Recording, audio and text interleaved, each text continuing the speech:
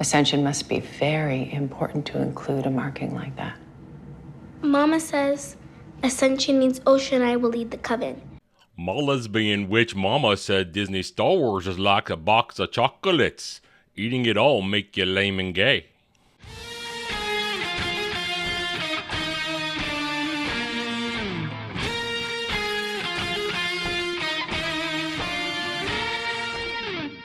Howdy y'all, I'm Adam the Renaissance Nerd, and welcome to my review of the Acolyte Episode 7, the penultimate episode where everything was going to be answered, all truths were going to be revealed. No. Only more questions, and here's the real horrible truth of this episode. The real truth. They screw up everything that came before. Their whole point is from previous episodes, oh, these Jedi did horrible things. No, well, okay, they frame the Jedi in this episode as bad. They do it. They went there. Leslie Headland fulfilled her promise. The Jedi are bad. Master Squid Game is the worst Jedi ever. He's just a retard. Master Carrie-Anne Moss is the bestest at everything, and she is the perfect non-emotional Jedi. Kelnaka's an easily manipulated beast, and guess what? Torben did nothing wrong. So here we are, the flashback episode 2. We all predicted go back in all the receipts of these reviews, all the conversations. I said, just like we all said it, everybody who reviews this stupid show said it, they're gonna do another flashback episode. And here it was. No introduction, no nothing. They drop us in like they did last time and just go with it from the Jedi's perspective. From the Jedi's perspective and a couple other characters. But it is a god-awful mess of storytelling, acting, writing, choreography. Oh, more of the greatest lightsaber choreography ever. You dumbasses wanted your Wookiee Jedi fighting. Well, you're gonna get it. You're gonna get it in all its sloppy, ham-fisted, light stick swinging glory. All right, I'm putting it off as much as I can. I guess we have to get into it. Acolyte Episode 7. Let's go, baby. We are looking for a virgins. What's the virgins? A concentration of force energy centered around a location. A virgins could create life. Gonna say it now so I don't have to say it over and over again. Carrie-Anne Moss couldn't give a shit about being here. This has to be one of the most mailed-in performances I've ever seen from somebody who's just been given a paycheck to show up. She is bored out of her mind. There is no identity, no depth, nothing to her Master Carrie-Anne Moss. Nothing at all. And they build her up as the perfect Jedi Master. She wants to do everything right. She gets everything right. She's the strongest one there. She can do no wrong. But then at the very end, she is also the source of the cover-up. Well, we'll get there. So here we are. It's back to 16 years ago on Bendok. And apparently this Jedi mission, they're just effing around on this planet. They're effing around trying to figure out why it has life because it suffered a hyperspace disaster a long time ago. They're referencing the whole stupid shit that got the High Republic arc in Disney Star Wars started. Oh my God, I heard High Republic lore. I'm so happy, goes the clapping seal as more dead fish is thrown in their face. All right, so they're just looking around, and I have to point this out because it is the dumbest thing ever. They've got Kelnaka walking around with a metal detector. So he's holding a 21st century metal detector. He's just walking around. What is this? This is Star Wars. Get an interesting prop. Get something that looks Star Wars. Not a freaking metal detector. This show is so cheap in every goddamn way. So they're just busy picking plans, scanning shit until we get to a camp one evening where they have a lot of hollow fake Jedi philosophical discussion where Disney Star Wars has to talk about a virgins in the Force. Leslie Headland heard that term somewhere and decided to make it a thing. Oh, it's where the Force is concentrated in life and we have to investigate it and it'll be great for the Jedi. And Torben's busy bitching about, I want to go home. I want to go home. I want to go to Coruscant. That's about the only thing he does do wrong in this episode is he bitches and moans like a little crybaby whiny ass. Anyway, so they give him this whole speech about, oh, that's what a virgence is. It creates life, and we have to find out why there's life here. So they've been on this planet for God knows how long, and they haven't found anything. So they're just looking around, and they're going to go off in random directions at some point. Hey, go check out the Northern Territory, Master Squid Game. We haven't checked that one out yet. Okay, I'm going to go out there. I'm going to walk around with my hood on for no goddamn reason. Then he's going to stumble upon the scene where Osha and May were torturing alien butterflies. Remember that scene? He's going to stumble upon it. Now it's from his point of view. He tries to check in. Nobody answers. So what does he do? He follows them. Okay, that's fine. You can follow them, see where they go. Okay, he checks in again. Nobody answers. At this point, you know exactly where it is. You know exactly what's going on here. There's a building. It's a giant stone mountain complex shaped like a vajayjay, and you mark where it is on your little scanner map, and you go back to camp. No, he doesn't do that. He decides to scale the wall and go take a look. He's not the Jedi in charge of this mission. He's not even a master. He's a Jedi Knight at this point. The only master on this mission is Master Carrie-Ann Moss. But I'm still going to call him Master Squid Game because that's what we call him. Anyway, so he decides to go into the base and look around. And he happens to see the moment when Black Mama Lesbian Witch is force training with the twins. And he suddenly, because he watches them train, he thinks, oh my God, these children are in danger. I have to do something. This is the shallowest, stupidest writing, purpose, anything for a character you've ever seen.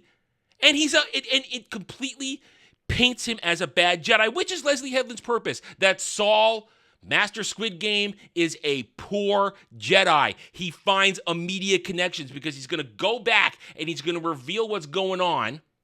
And Master Carrie-Ann Moss is going to say, hold up, little fella. You're letting your own emotions cloud your judgment. You're imposing what you want on these little girls. You don't know they want to be rescued. It's a force cult. It's witches. And they say witches. And then Torben goes, the Night Sisters? Because you have to say, the Night Sisters? Because you're Disney Star Wars and you're retarded. He's like, no, there are other force cults out there, but we need to be very careful. We don't want to influence this. Let's go check it out. It's all now setting up. All of this is now setting up how Master Squid Game desperately wants a Padawan because he feels he's not doing enough as a Jedi. He wants to be a better Jedi. It's his destiny to train somebody. And it's all about Master Carrie-Ann Moss telling him, no, don't just put what you want onto these little girls who we know nothing about, but we're going to go check it out anyway. So they go to the fortress shaped like a vajayjay, and they slice their way in there. I'll give the show credit. They used the correct term, slice. They didn't say hack. They said slice. Good job. I'll give you a point there. They slice their way in while complaining about let's not do anything hasty because we shouldn't. Well, Master Carrie-Ann Moss wants to go in alone, but the others say, no, we have to go in as a team. Now, here's the thing. She should have gone in alone because this is a coven of lesbian witches. They don't like men. They don't like Jedi. So you're sending in Jedi men and a Jedi woman. If she had gone in by herself, it might have gone a little bit better. But no, they went in there, and also going in as a team left them open to attack because they go in there, and we've seen all this scene before. We saw all this stuff. So now we're going to get it from the Jedi's perspective. And remember when Black Lesbian Witch Mama put the mind F on Torben. And now we're going to get in Torben's head with all that nonsense. And this is just ridiculous bending of the rules force crap.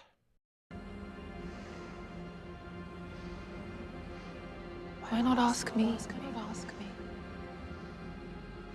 Go on. Go on. Ask me. I'm not really sure what the purpose of this scene is, because I do not think it accomplishes what Leslie Headland and her band of merry morons think it does. Because this entire episode going forward from this point is supposed to make Black Mama Lesbian Witch the victim in all of this. This is not the actions of a victim. In fact, she's the cause of everything that goes wrong at the end. Because of what she does here to Torben right now, mind effing him. That's why he goes off hot-headed at the end of the episode and starts the everything that goes down here. She is the reason. What is she doing? She's in his head, messing with him, basically going, tell me what you want. I'll do everything in my power to give you what you want. In a very weird, kind of sexual way. Very sexual, guys. Once again, it's sexual. And I know it's weird that a lesbian witch is being sexual to a white dude, but it's all to get him to cry. Because she needs to know what he wants in order to get in his head. And he eventually cries and then says, I want to go home. And then she's in his head, and we've seen this scene where she has him hostage so that they back off and they all work out the deal to test the girls. We go back to the ship now, and we find out what the Jedi were doing between making that arrangement and the girls arriving at the ship. Master Squid Game and Master Carrie-Anne Moss have this conversation, and it's more bad character work because Saul comes off as this dude who's obsessed with little girls. He's obsessed with this little girl. I have to protect them. I felt a special connection to Ocha. I have to do this or that. You've known them for 5 seconds. Now I know there's someone to go out and say, well, Adam, Qui-Gon Jinn only knew Anakin for a couple seconds. Well, he actually knew Anakin for a few days, at least. And there were events that actually proved that Anakin was special. But this is just these little girls. One of them got a tattoo, and Saul's upset because black magic, he actually says black magic or some shit like that. It's not black girl magic, but he says magical rituals, markings, whatever. It's bad. It's bad. We have to stop this. And Master Carrie Moss says, well, there are many cultures out here, and we shouldn't be judging other cultures. That's right. She's telling the man, it's an Asian man, not a white man, but the women's is still telling the man, don't be judging other people's cultures. Don't do it. It's bad. Yes, she's still going to say, we can't test the girls because they're too old. They play the too old card. Fine, whatever. But Master Squid Game keeps saying, we have to protect these girls. If we're not going to protect them as the Jedi, then who will? First of all, you have no evidence that these girls are in danger. Oh, what they were going to do something horrible to them with that ceremony. You don't know that. You're a Jedi. Jedis are also detectives and investigators. Why don't you investigate instead of rushing to snap judgment? But that's the point of what Leslie Headland is doing here. She is showing that Saul, Master Squid Game, is a terrible Jedi. He lets his emotions guide him in everything, while stoic Master Carrie-Anne Moss is logical and even, calm and clear, and doesn't let her head run her life. But so they eventually decide, okay, we're going to test him sort of seriously. And they arrive, and now we get another shot of, we saw it in the last flashback, Torben took the blood sample from Osha. Now we got to see him take the blood sample of May. It's going to come around, and all this is going to do is open another mystery door that is not going to get solved. So we go through May's test, and I showed you the opening clip, which I had to Forrest Gump it. That's what just dawned on me. All I heard was, my mama says that I'm a little girl who has to cheat. My mama says that I'm a lesbian witch and I'm going to lead it. My mama says that the marking says I'm going to be leader of the witches. I'm going to control the thread. I shouldn't say the thread, but I'm going to say the thread because it makes fun of it that way. Anyway, they go through the whole thing and they send May away and they realize she was lying, she was faking. And then Master Squid Game says, I'm going to try a different tactic with Osha. And Master Carrie-Anne Moss says, sure, go ahead. That's fine. We cut to the Osha thing, and we already saw all this. And when it's over, their conversation is, she wants to be a Jedi. But wait a minute, says Master Carrie-Anne Moss. You kind of coached her into being a Jedi. You led the witness. You led the witness. You guided her to where you wanted to go because you want her to be your Padawan. It's this picture that they're painting of Master Squid Game that Leslie Headland wants us to see. This irrational man, this Jedi man who wants to judge these women on all these things and will not take the time to listen to the wise woman. That's all they're doing. And it's blatantly obvious that care about showing the Jedi as they should be. Non-interference, there for defense, this and that. But now it only gets worse. That night at camp, they're debating on what to do. They don't feel Master Squid Game just can't let it go. He needs to save. He's got it in his head. He needs to save these girls. I gotta save Osha. Osha belongs to me. I gotta no. And while they're doing this, Master Carry-On Moss comes out. She's been waiting for communication from the High Council. I got to remark on this. The whole time, Master Carry-On Moss has been in contact with the Jedi High Council. And the Jedi High Council says, no, the girls will not be accepted as Padawans. She says, no, we're going to finish our research and we're going to leave. We're going to leave these witches alone. That's the smart move. Leave them alone. Let the Jedi High Council know what they're doing, and now that information, there's a force cult of witches happening on Bendok, let them make a decision on how to deal with it because they're the Jedi High Council. Let Yoda have a chance to be Grand Master and make a decision. But no, Master Squid Game knows better. I have to save these children. I have to save these children from their home where they're comfortable. And one of them's happy, but they're still safe. They're not really being abused. I mean, let's be honest. We did see it. They may be retarded in the witches cult, but the children aren't being abused. They live in the lap of luxury. But during all this moment here, and this is where I mentioned earlier, they want to paint Black Mama Witch as the victim. She did nothing wrong because during all this stuff, we're going to get more of her coming to acceptance about letting Osha go. But she's the one that made the first aggressive move by getting in Torben's head and telling him she will do anything possible so that he can go home. And Torben has connected going home with finding a Vergis in the Force. And if they find a Vergis in the Force, which are these girls, then they can go home. So as they're all arguing about whether or not the council is right, Torben's data analysis on the blood sample of 2 girls comes through. And we now learn that their blood is example. They have the M count. They say M count. They don't want to say midichlorian. They say the M count is extremely high. Oh my God, it's so high. It's so high. And then he makes the comment, but wait a minute. Their I guess, DNA, I don't know what they said exactly. Their DNA, it's so identical, it's exact. But wait, they're twins. No, but even if some things are twins, you can't have the same exact thing. It's as though somebody took a single soul and split it and put a consciousness into 2 different beings. And that's all you're going to hear about that. So we now, through this analysis, have learned that Osha and May are, in fact, one soul literally divided into 2. So their little rhyme, I'm 1, I'm you, I'm 2, I'm 3, I'm up your ass, it's all, that's what that means. They are the same, but they don't go anywhere to answer that question in this episode. This is supposed to be the episode where all the truths are revealed. They just dropped another major mystery box on the ground, and they took a peek and then walked away. But now Torben got it in his head. Oh my God, these girls are the virgins, and if we get them, we can go home. So he runs over to the speeder and gets on the speeder and F's off while everybody's screaming, no, don't do it. But they can't stop him. No, don't yoink him back with the Force. Don't yoink him back with the Force. Let him get on the speeder and get the hell out of there. So he goes off. Master Carry-On Moss tells Master Squid Game to go after him and tells him not to be aggressive. Don't attack.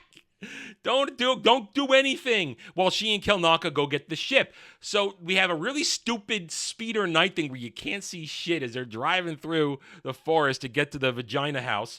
And they get in there and, well, now the witches make everything worse. No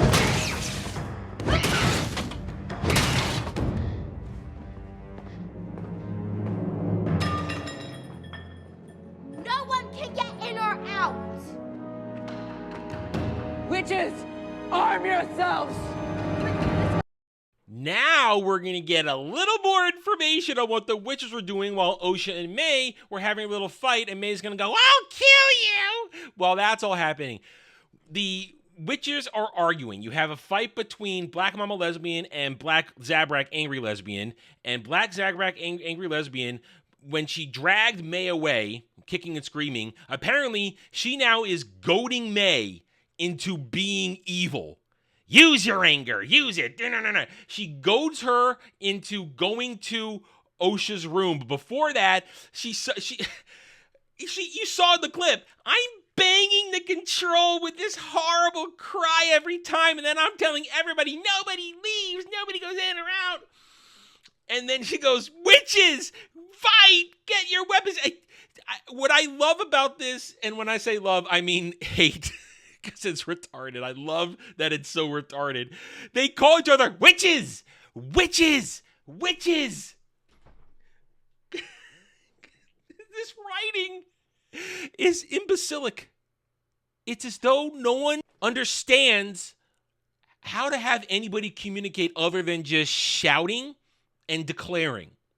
There's no subtlety in any of this. So angry Zabrak lesbian mom is going to send May to go stop Osha from leaving. So now we know that angry Zabrak lesbian mom is the one who is manipulating May into tapping into the worst part of her personality, the evil psychopath. And we're also now going to be revealed that the other witches, and by the way, that big one, that's a dude. That is a dude. That's a trans. That's a tranny right there. That's a tranny right there. All these witches and this dude are trying to tell Black Mama Lesbian, you can't let Osha go. We can't let the Jedi do this.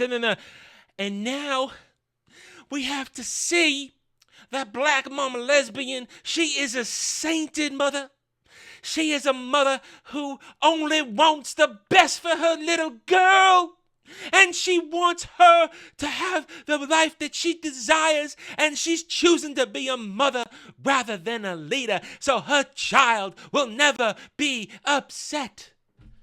She's the hero in all of this. All she wanted was to be a good mom, to have her daughter do this. Then why did you antagonize the Jedi? Why did you antagonize the Jedi into coming into here to do this stuff? You could have played nice. You didn't have to get in Torben's head. You didn't have to set him off. You didn't have to. You didn't have to raise these. You didn't have to raise May to be a psychopath and Osha to be a pussy.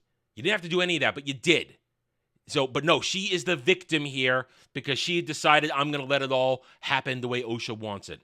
Meanwhile, the whole incident of May and Osha and May threatening to kill, and we now see a little more of May setting fire to the book. Now, she sets fire to the book, and apparently she didn't mean, she's upset with it, and she tries to put the fire out. I guess she had second thoughts about killing her sister after she said, I'll kill you. But now it is confirmed. It is confirmed that this little electrical fire around this door is the fire that engulfs the entire complex. Yes, that's what happened. This door electrical system caught on fire and it spreads to the whole thing. I'm gonna just leave it right there.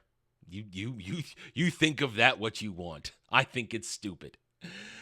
So now May runs off to yell that there's a fire, even though she started it, and angry Zabrak mom goaded her into doing this shit. Yes.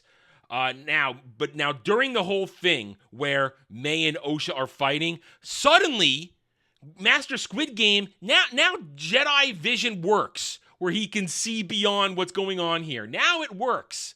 And that goads him to break the order that Master Carrion almost gave him. Now we can't get in. It's locked. So guess what, Torben? We're going to climb up in there, even though we were told to wait. We were told to wait. Nope, we're going in. They get inside, and they confront angry Zabrak mom and the other witches. And as angry Zabrak mom is, well, actually, before she gets there, here comes Black Mama Lesbian Witch. They have a little conversation of, what are we going to do? We shouldn't fight. Black Mama Lesbian says we shouldn't fight. Angry Zabrak mom says, I will never let them take my children.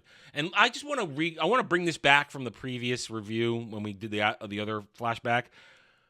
Angry Zabrak mom is the one who actually carried these girls. Black Mama Lesbian is the one that created them. Here we are in this moment. We still don't know how any of that happened. We still don't know the actual force manipulation they did to create this. And we're treating it as though it doesn't matter. At least the show is treating it as doesn't matter. The show is treating it as though it's a mystery that doesn't need to be solved right away, when this was the opportunity to give us these answers, not dance away with it. But the show's not smart enough to do that because the headland is not smart enough to do that. Anyway, so now the witches are antagonistic. They've got bows and arrows lining the ramparts for when the Jedi come in. So here comes Master Squid Game and Torben. And I'm not sure how to really describe how bad the dialogue is. I'm really not. It's broken English versus angry yelling. That's what it is. Broken English versus angry yelling as the conflict begins, because now here they're trying to de-escalate, even though the witches pull their bows and Torben ignites his lightsaber and everyone's going, no. Black Mama Lesbian says no. Master Squid Game says no. Angry Zabrak Mom is just looking for an excuse to attack. And then here comes May screaming, fire, fire. And as everybody looks at her, that's when angry Zabrak Mom decides to attack. She decides to attack. And as she tries to attack Master Squid Game, everything goes slow motion for some stupid reason. Slow motion is not a good trick, by the way. You shouldn't do it. Black Mama Lesbian goes, no! And she starts to transform into smoke. She starts transforming into smoke, and you can see it that she is transparent at this point. There's nothing where she is. She is already dissipated, and as she starts to dissipate, May starts to dissipate and become something. So we don't know what she was trying to do. Was she trying to merge with May because maybe May is actually her? Wow, well, we can ask these questions, but there'll be no answers. But as that happens, Master Squid Game lets his emotions guide him. He thinks that's Osha right there. He doesn't know it's May, even though Osha and May look nothing alike as children. They're two completely different little girls. He thinks that's Osha, and he suddenly thinks that all his fears are confirmed and that Black Mama Lesbian Smoke Monster is now trying to do something to May Osha and turn her into Smoke Monster. So what does he do? He ignites his lightsaber and ganks her. He ganks her. The Jedi are the villains. She wasn't being aggressive to him. She was just doing something, but he let his emotions guide him. He wasn't a proper Jedi, not having attachment. So look what he did. He broke the rules and he killed her. And then she dies in his arms saying, I was going to let Osha go with you. I was going to do the right thing and be a good mom. And then she dies. And then we have that god-awful child going, Mama, Mama, Mama. It was like a not even a needle. It was like a blunt force object in my ears going, Mama, Mama. It's horrible. It doesn't. I'm not feeling any sort of anguish or sympathy or pity for what just happened here. I'm annoyed because you have this horrible little child actress going, Mama, Mama, Mama. It's retarded. It's horrible. It's terrible writing. Having somebody scream something over and over again is not how you have impactful, emotional dialogue. It's not how you do it. One drawn-out scream is all you need, and then crying, emote, show, don't tell. But no, child's got to keep screaming. Master Squid Game has to be in shock of what he did, and now the battle begins. Bows and arrows. You have Torben doing way too much choreography to block the arrows. It's way too much. He's big, wide swings, a lot of flourishing. It's not cool. It looks stupid, but the stands are loving it. Angry Zabrak Mom attacks Master Squid Game, and she tries to beat him up, and she's going, fight me, fight me. No, I won't fight you. Fight me, fight me. And her voice is as grating as the kids. During all this, May runs off during all this, and we'll get back to her in a bit.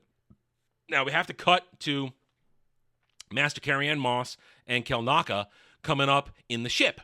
And Master Carry-On Moth says, I have nowhere to land the ship. I got nowhere to land the ship. Kelnaka, I'm going to get close so you can jump off and help this, because they're watching the explosion, because now the fire from the door has caused the entire place to explode and everything's breaking down. So she says, okay, fine, go, Kelnaka, go help. I'm going to stay here in the ship. Nowhere to land. Remember that. Nowhere to land. All right. They're fighting with the bows and the arrows, and the other witches vanish, and Master Squid Game refuses to fight Angry Zabrak Lesbian Mom. And then she stops fighting, and she turns to smoke. She turns to smoke. Apparently, she could still talk while she smoke, and vanishes. And we get a cut to the coven doing weird chanting, doing some shit. And Torben says, I have fortified my mind. You won't get to me. And they go, whoa, not you, him. And boom, there's Kelnaka. So I got this one wrong. A lot of us, I think, got this one wrong. We thought that Torben was going to get possessed, but no. Kelnaka's the one that's possessed in this scene. And now you get more bad lightsaber choreography.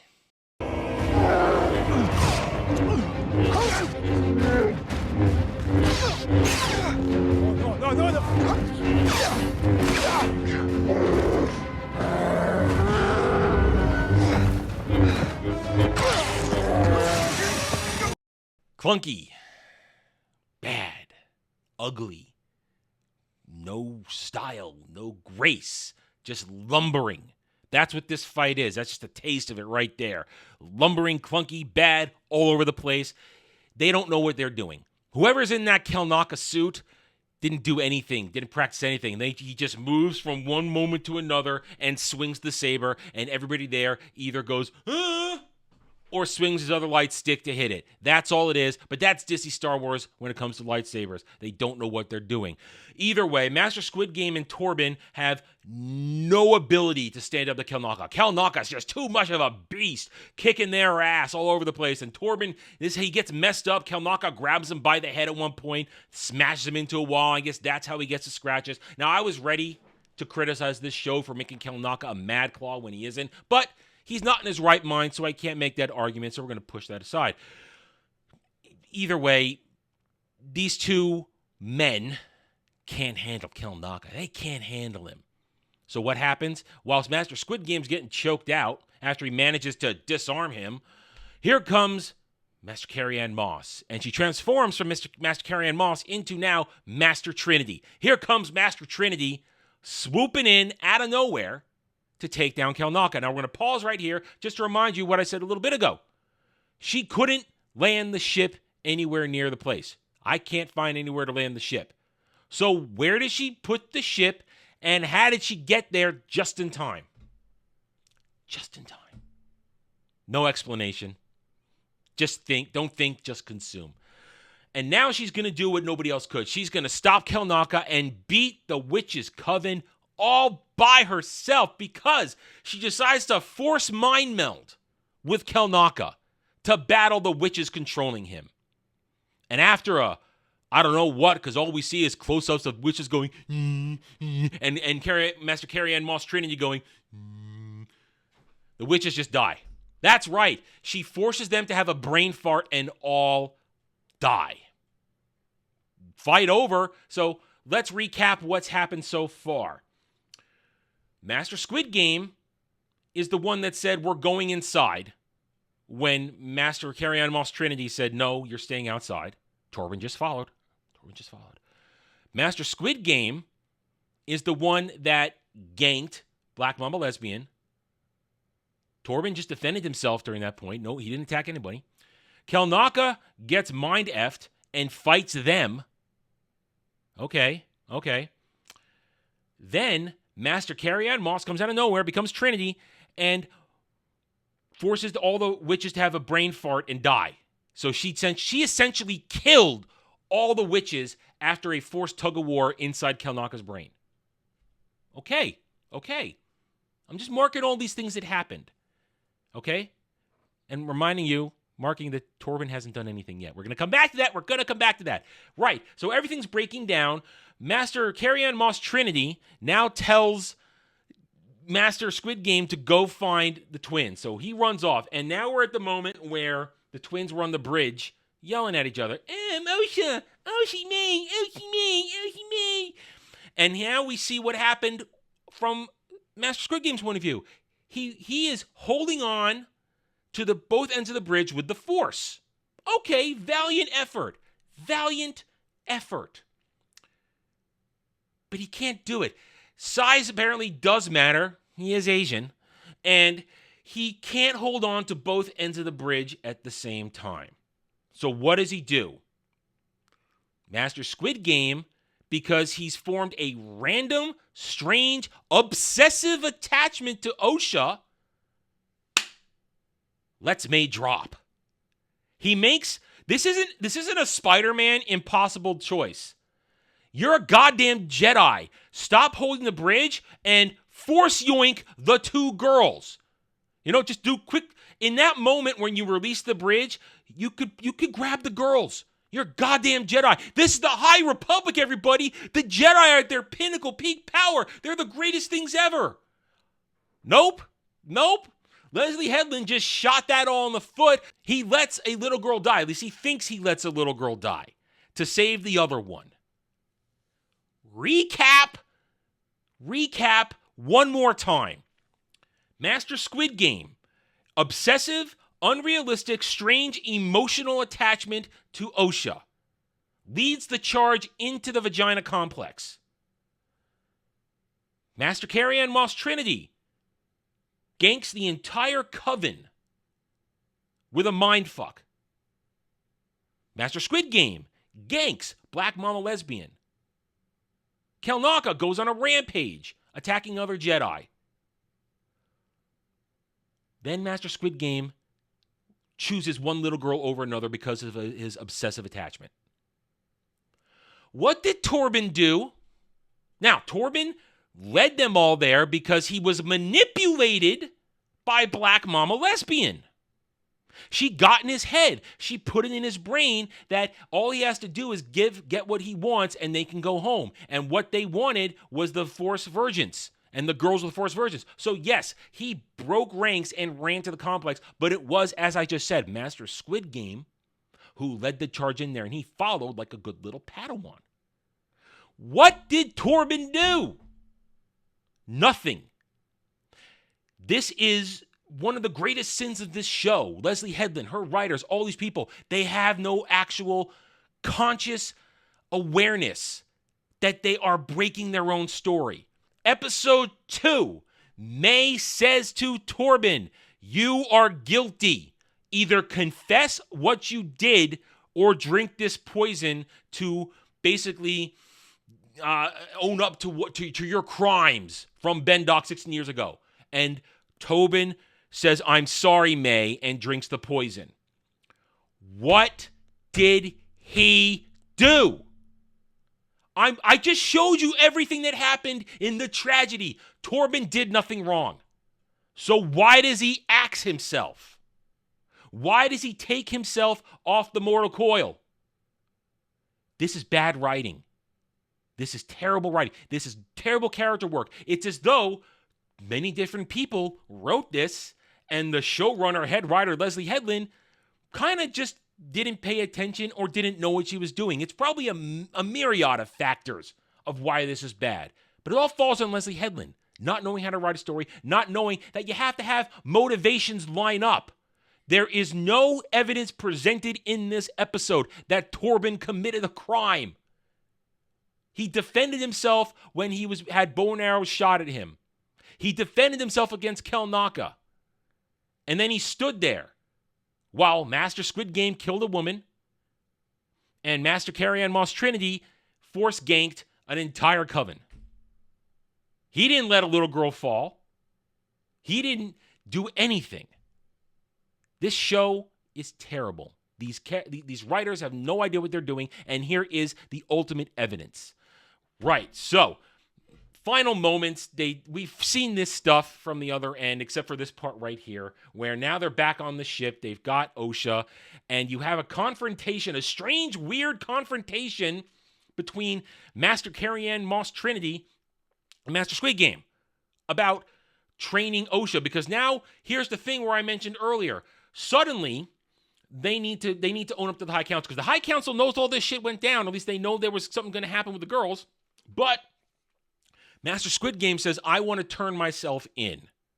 I want to turn myself in and admit to the crime that I just killed a woman and that we did all this. Master Carrie-Anne Moss Trinity says no, because if you do that, for some reason, that destroys Osha's future. Because now she's your responsibility. Even though I've been telling you the whole time, she shouldn't be, because you don't know what you're doing. And at the same time, she says, we're going to tell the council the truth. May set a fire. Everybody died. Osha survived. It's the certain point of view escape hatch that they have abused this entire season. It's a certain point of view. They didn't exactly lie, but Master Carrie-Anne Moss is going to leave out all the crucial details. Especially the crucial detail that Torben did nothing wrong. Torben did nothing wrong. And then they're going to have a weird fight where it's very strange. Master Squid Game wants to do this. Master Carrie-Anne Moss doesn't want him to do it. And they're about to fight for some reason. None of this makes any sense.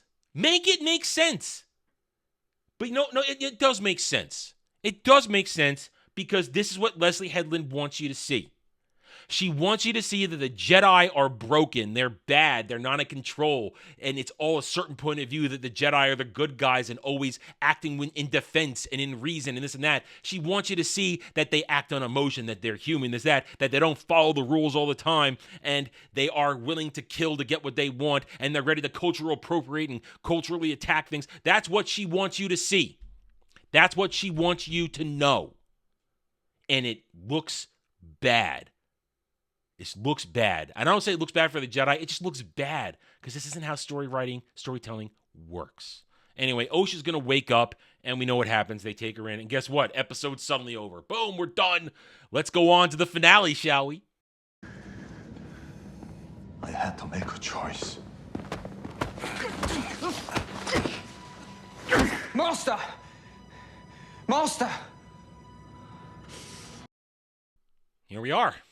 One episode to go. What have we learned? The Jedi are evil. The Jedi are bad.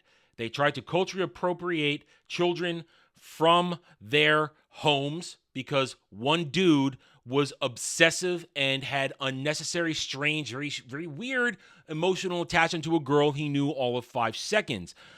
We have a woman who's great at everything until she decides to be the ultimate liar and force everybody to cover up the fact that she murdered an entire coven of witches.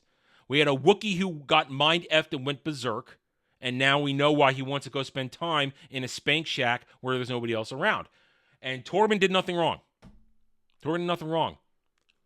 This was 41 minutes, by the way. This entire episode was 41 minutes, credits included. More about maybe 36, 37 minutes. This told us nothing. What did we learn in this episode? What were the truths revealed? Well, I explained to you how Leslie Headland has shown us the Jedi are bad. We got the reveal that Osha and May are a soul divided into two. But I very much doubt that's going to get answered or even explored in the next episode. Unless everybody's going to Bendok. Unless Master Squid Game and May and Darth Zipperface and Osha are going to magically all arrive at Bendok at the same time. Now, this is Disney Star Wars where fast travel happens, I'm sure. And somehow, Master Leslie Headland's wife is going to get involved in this too, I'm sure. And the cover-up will begin. This show is a narrative mess. They don't know what they're doing. A flashback like this is supposed to give you all the answers you need, and all it does is create more questions. Even though Leslie Headland said, I'm writing this to be a one-off season where you have no questions. But then again, I've set up so many mysteries that we can go into season 2 and explore them. It's ridiculous. It's all over the place. And I will happily bring this disaster to an end next week. Come back here next Wednesday where we will review the finale where I'm sure nothing will get explained, and we'll have more bad lightsaber choreography and more people crying and screaming and vomiting and screaming each other's names and broken English and dude trying to be a thirst trap for a bunch of weirdos on X Twitter. It's going to happen, and I'll be here. Thank you for watching this review. If you enjoyed it, hit that like button, subscribe to the channel, and I'll see you next week. Take it easy. Thanks for watching, everyone. If you enjoyed the video, hit that like button, subscribe to the channel. Check out my gaming channel at Renaissance Nerd Arcade and follow me on X Twitter under @TheRedNerd. Thanks again for watching. Take it easy.